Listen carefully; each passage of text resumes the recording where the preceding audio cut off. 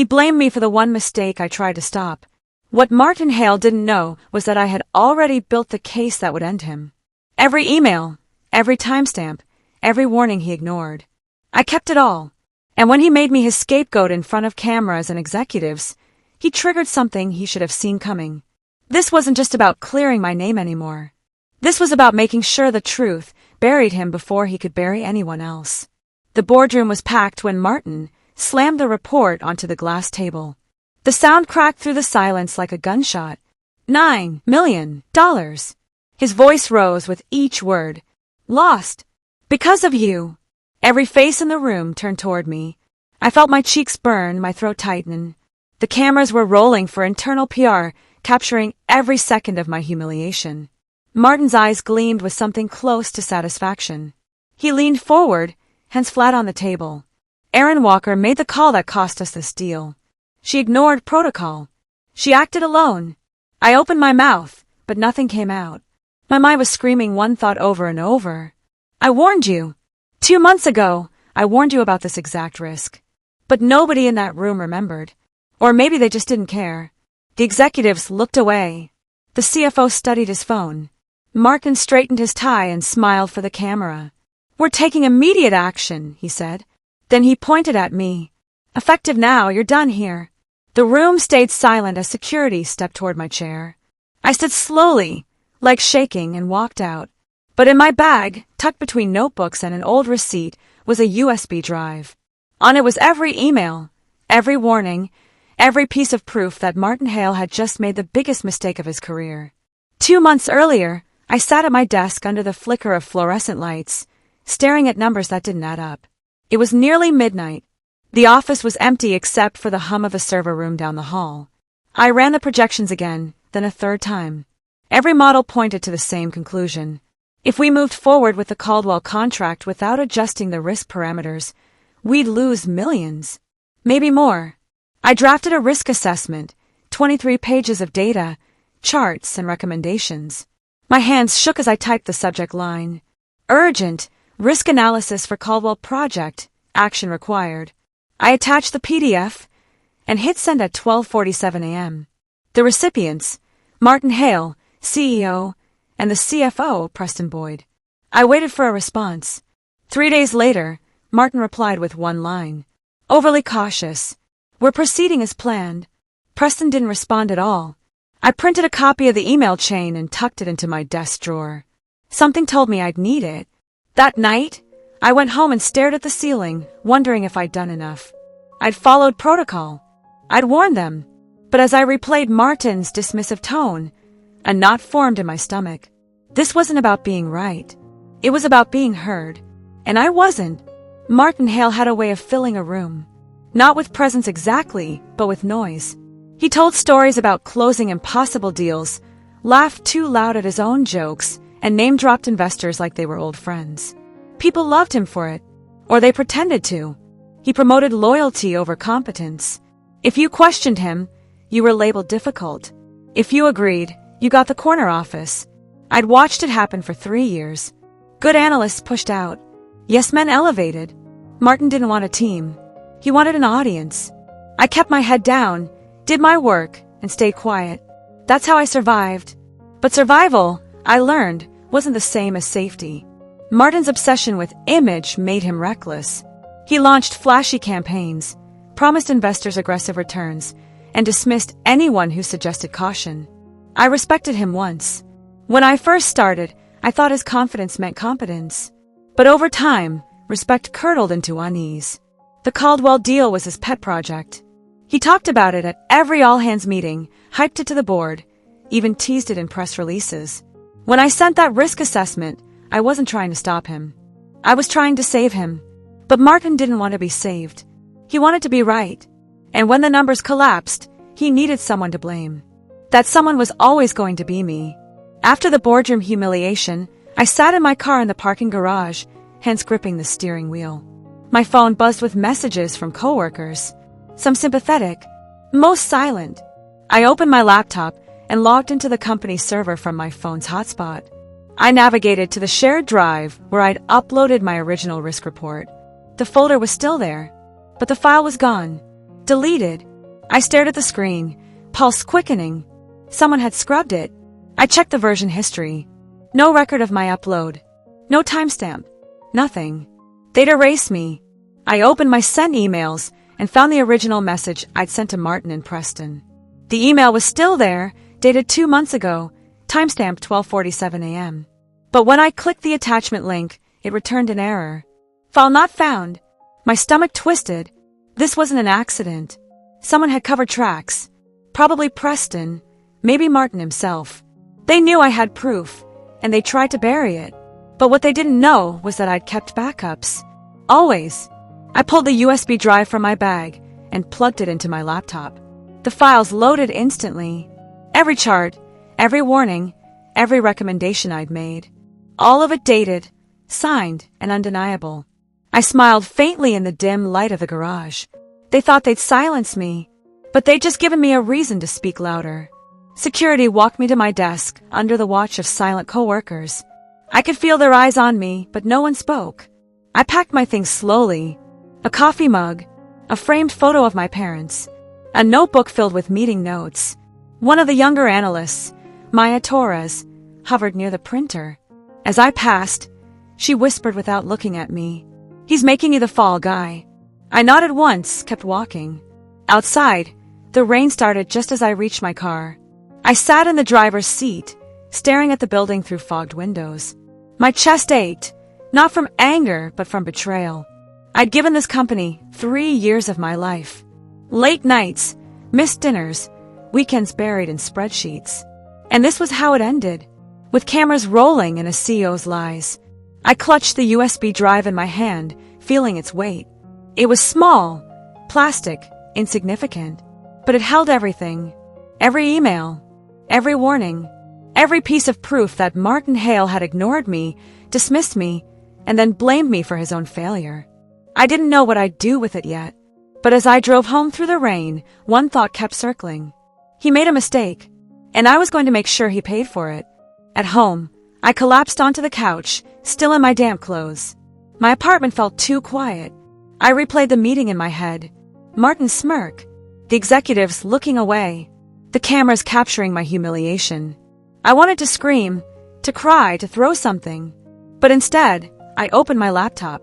I pulled up the files from the USB drive and started reading. My original risk assessment, the email chain, the dates, the timestamps. Everything was there, clean and undeniable. Then I found something I had forgotten. Buried in an attachment was a document Martin had sent me 3 weeks before the Caldwell deal launched. It was a revised contract proposal, one he'd signed off on personally. The exact proposal I'd warned against. He knew. He'd seen my report, read my concerns, and signed the deal anyway. My breath caught. This wasn't negligence. This was willful ignorance. Maybe worse. I leaned back, staring at the ceiling. For the first time since the boardroom, I didn't feel heartbroken. I felt something colder, sharper. Martin had gambled with the company's money and lost. Then he'd made me the villain. But now I had proof, not just of his incompetence, of his lies. I saved the document to a new folder and labeled it simply evidence. That was the moment everything changed. I wasn't the victim anymore. I was the architect of his reckoning. The next morning, HR called. A woman named Brenda with a flat, rehearsed voice. "We need you to come in and sign exit paperwork." I asked what the severance package included. She paused. 2 weeks' pay. Standard. I laughed, short and bitter. Standard for someone fired on false charges? Brenda's tone shifted, colder now. There's also a non-disclosure agreement. You'll need to sign it to receive the severance. I read between the lines. They wanted my silence. Martin wanted insurance that I wouldn't fight back. "And if I don't sign?" I asked. Brenda sighed. "Then you'll receive nothing. And trust me, Ms. Walker, you'll regret making this difficult." I smiled at the phone. "I already do." I hung up. 10 minutes later, Brenda emailed the paperwork. I opened the NDA and read every line. It was brutal. I couldn't speak about the company, the termination, or the Caldwell deal. If I violated it, they could sue me into bankruptcy. I saved the document but didn't sign it. Instead, I opened a new browser tab and searched for employment lawyers. If Martin wanted a war, he'd get one. But I wasn't going to fight dirty. I was going to fight smart. By the book. With every rule on my side. I started applying for jobs the next day. Within a week, I had 3 interviews lined up. 2 were with competitors. 1 was with a consulting firm in the city. I felt hopeful, briefly. Then the cancellation started. The first came via email. We've decided to move forward with other candidates. The second was a phone call. Unfortunately, the position has been filled. The third didn't even bother with an excuse. I knew something was wrong when a recruiter I'd worked with before called me directly. Her voice was hesitant. "Erin, I need to tell you something." Off the record. I braced myself. "Your former CEO called one of my clients. He said you were unreliable, that you'd made costly mistakes and couldn't be trusted." My hands went cold. Martin wasn't just covering his tracks. He was destroying my future. The recruiter continued, "I don't believe him, but others might. You need to be careful." I thanked her and hung up. I sat in silence, staring at the rejection emails filling my inbox. This was the moment I stopped feeling hurt. I felt something sharper now. Clarity. Martin wanted to ruin me. He wanted me silent, jobless, and forgotten. But he'd made one critical mistake. He assumed I'd take it quietly. I opened my laptop and pulled up the evidence folder. Then I murmured to the empty room, "If you want war, Martin, you'll get one." But by the book. I spent the next 2 weeks building my case. Not for revenge, but for survival. I needed to clear my name before Martin buried it for good. I started with the emails. I organized every message by date, highlighting the warnings I'd sent and the dismissals I'd received. Then I cross-referenced them with the Caldwell contract timeline. Every piece fit together like a puzzle. Next, I reviewed the company's financial statements, the ones filed publicly with investors. There were inconsistencies. Small at first, but they added up. Cost projections didn't match the numbers Martin had presented internally. I made notes, highlighting the discrepancies. Then I researched whistleblower laws. I didn't want to go public. That felt too messy, too loud. But I wanted to know my options. What I found surprised me. If I could prove financial misconduct, I had legal protection.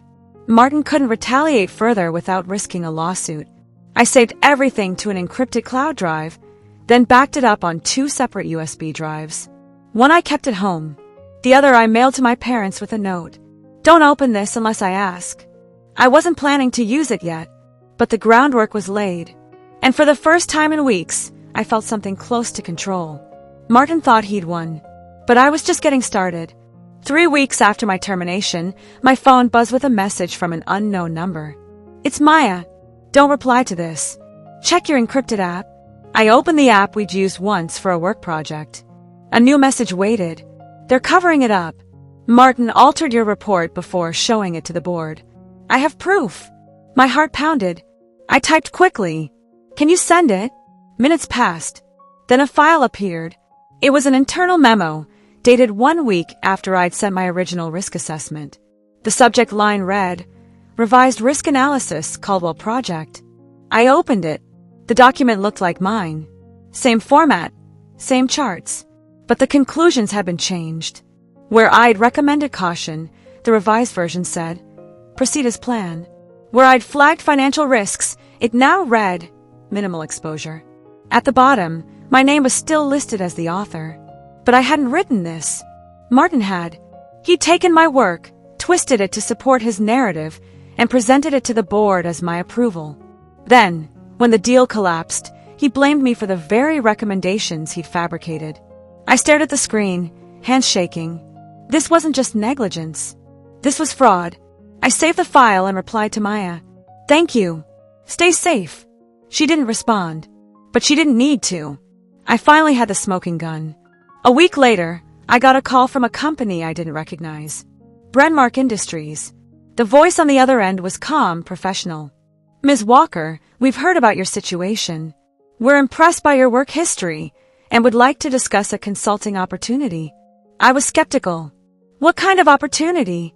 The woman, who introduced herself as the VP of Operations, explained. Brenmark was reviewing potential acquisitions. One of them was a competitor to Hale Manufacturing. They needed someone with inside knowledge to assess financial vulnerabilities. "We understand you're familiar with their operations," she said carefully. I almost laughed. They wanted me to analyze the company that had just destroyed my career. The irony was perfect. I accepted the offer that afternoon. 2 days later, I signed a consulting contract. The pay was generous. The scope was broad. And the best part, I'd be reviewing the exact financial mess that Martin had created. I started digging immediately. Not for revenge, but for clarity. And what I found made my stomach drop. Martin hadn't just been negligent with the Caldwell deal. He'd been hiding cost overruns for months, shifting funds between accounts to mask losses. The board didn't know. The investors didn't know. But I did. And now, I had a timeline connecting every transaction. Martin's empire was built on lies, and I was about to pull the foundation out from under him. The deeper I dug, the worse it got. Martin hadn't just gambled with the Caldwell deal. He'd been playing shell games with investor money for over a year. I found transfers between accounts that didn't match the financial statements. I found invoices that had been altered after submission. I found emails where Martin instructed the finance team to adjust the numbers before board meetings. It was fraud, not the dramatic kind you see in movies. Just quiet, methodical deception. And it had worked, until the Caldwell deal collapsed and exposed the cracks. I built a spreadsheet, tracking every transaction, every altered document, every inconsistency. Then I cross-referenced it with the public filings. The discrepancies were undeniable. Martin had lied to the board. He'd lied to investors. And when it all fell apart, he blamed me. I saved the file and leaned back in my chair. This wasn't just about clearing my name anymore. This was about stopping him before he destroyed someone else. I didn't want revenge. I wanted accountability. And now, I had the evidence to deliver it. I opened a new document and started drafting a report. Not for Martin. Not for the board. For the auditors. For compliance. For anyone who could hold him responsible. I worked through the night, fueled by coffee and cold clarity. By dawn, the report was finished. Every number verified. Every document cited. Every lie exposed. I saved it and titled it simply, Financial Misconduct Timeline, Hale Manufacturing. A week later, I was at a downtown cafe reviewing notes when I saw him. Martin Hale, walking toward the counter in an expensive suit, phone pressed to his ear. He hadn't noticed me yet. I considered leaving, but something made me stay. He ordered his coffee, turned, and our eyes met. His smile faltered, then forced itself back into place. He walked over, fake warmth dripping from his voice. "Aaron, still in town?" I nodded calmly. "Just fixing old mistakes." His eyes narrowed slightly. "I heard you were consulting now. For Brenmark, was it?" I took a sip of my coffee. Word travels fast. Martin laughed, but it didn't reach his eyes. "Well, I hope you're finding the work fulfilling. It's important to move on, you know. Leave the past behind." I met his gaze without blinking. "I agree. The past has a way of catching up when you try to bury it." The smile cracked.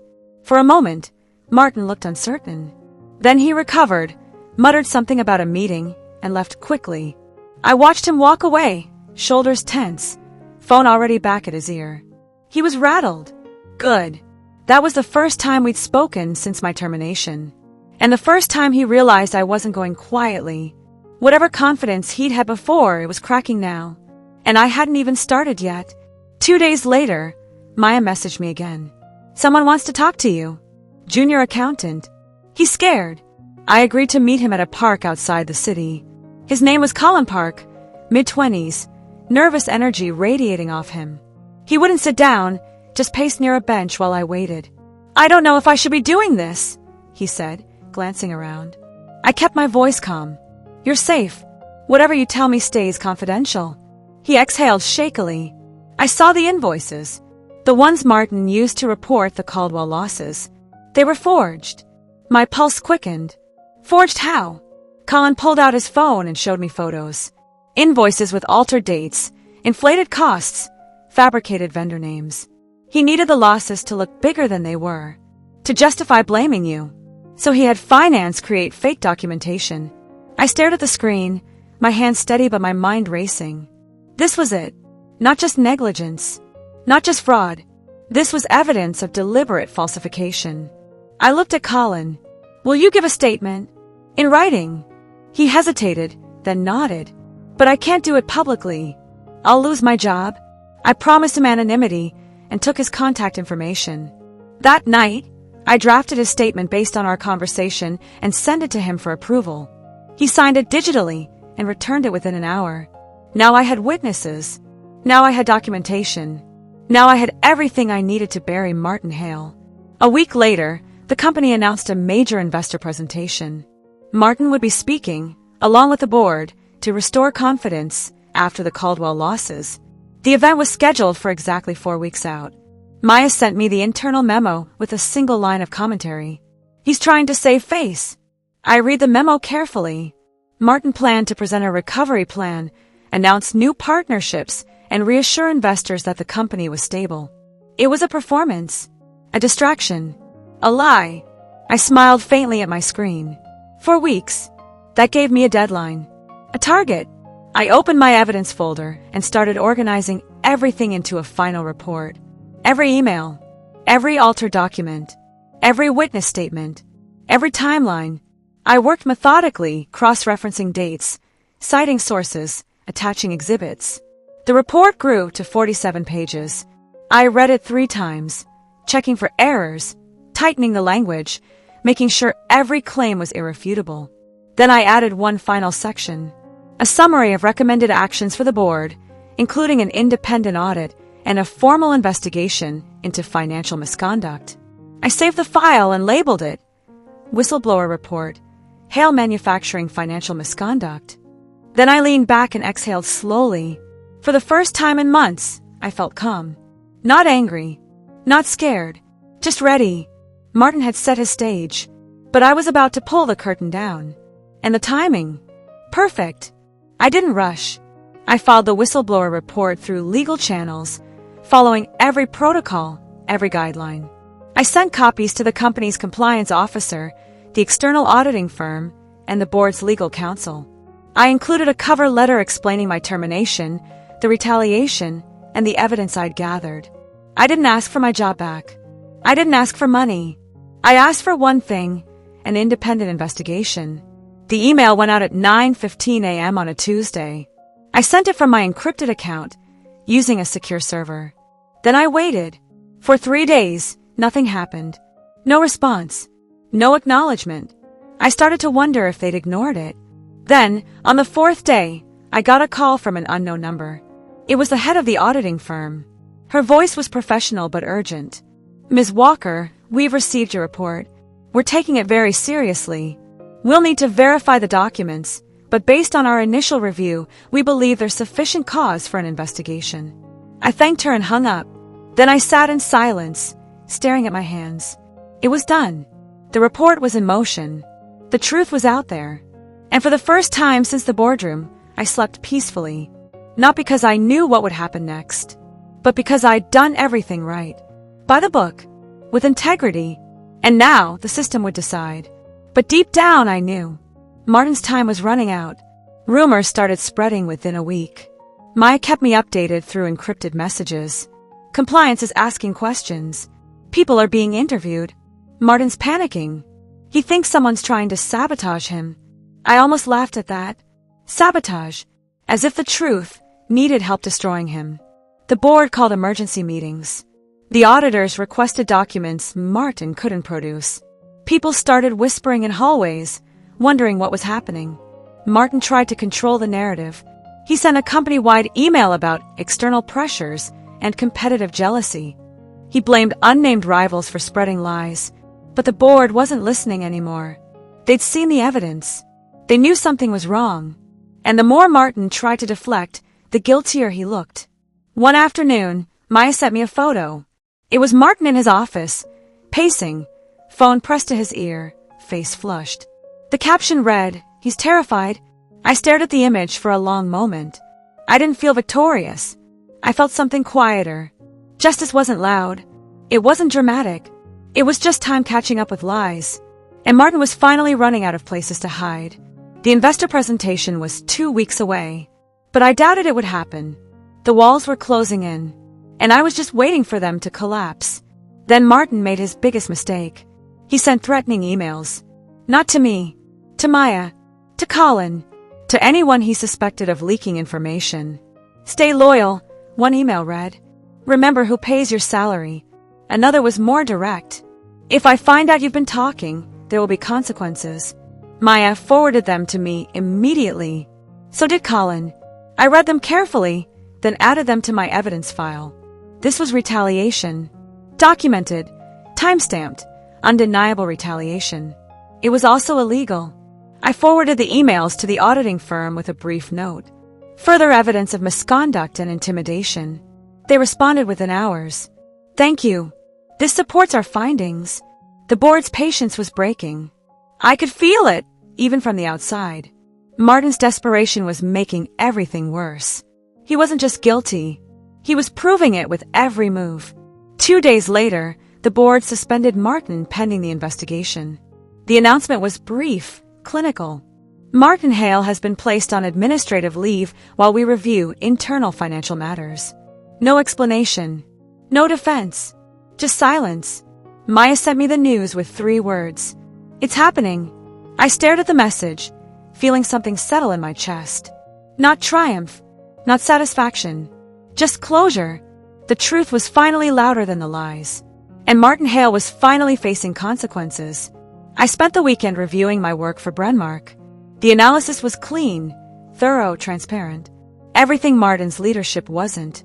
The CEO called me on Monday. Your report is excellent, Aaron. We're impressed. I thanked him, feeling a quiet sense of pride. Not because I'd taken down Martin, but because I'd proven my competence. I'd proven my integrity. Brenmark offered me a full-time position. Director of Risk Analysis. Better pay. Better culture. A fresh start. I told them I'd think about it. That night, I sat on my balcony with a cup of tea, watching the city lights flicker in the distance. For the first time in months, I felt free. Not because Martin was finished, but because I didn't need his approval anymore. I didn't need his company. I didn't need his validation. I'd built my own credibility, cleared my own name, proven my own worth. Justice wasn't done yet, but I was already whole again. I opened my laptop and drafted one final email. To the auditing firm. To the board. To anyone still watching. The subject line read, Final documentation, timeline of events. I attached everything. Every email. Every warning. Every piece of proof. Then I wrote one line. Tomorrow the truth goes public. I hit send at 11:47 p.m. Then I closed my laptop and went to bed. Tomorrow, Martin Hale's world would collapse, and I wouldn't even be in the room to watch. Martin's investor presentation was scheduled for 9 a.m. He'd spent weeks preparing, crafting a speech about resilience and recovery. The event was being broadcast live to investors, partners, and media outlets. I woke up at 6:30 a.m., made coffee, and opened my laptop. At 7:45 a.m., I sent my final report. Not to Martin. To the board. To the legal counsel. To the external auditing firm. Every document. Every timeline. Every witness statement. Every forged invoice. Every altered signature. I attached a cover letter with one paragraph. The following evidence demonstrates financial misconduct, retaliation, and fraud. I urge you to review it before any public statements are made. I hit send and watched the confirmation appear on my screen. Then I poured another cup of coffee and waited. At 8:30 a.m., I turned on the live stream of Martin's presentation. He looked confident, smiling, shaking hands with board members as they took their seats. The cameras rolled. Investors logged in remotely. At 8:52 a.m., Martin's phone buzzed. He glanced at it, frowned, then ignored it. At 8:58 a.m., it buzzed again. And again. The board chairman leaned over and whispered something. Martin's face went pale. At 9:01 a.m., the live stream cut to a technical difficulty screen. I smiled faintly and closed my laptop. The truth had arrived. Right on time.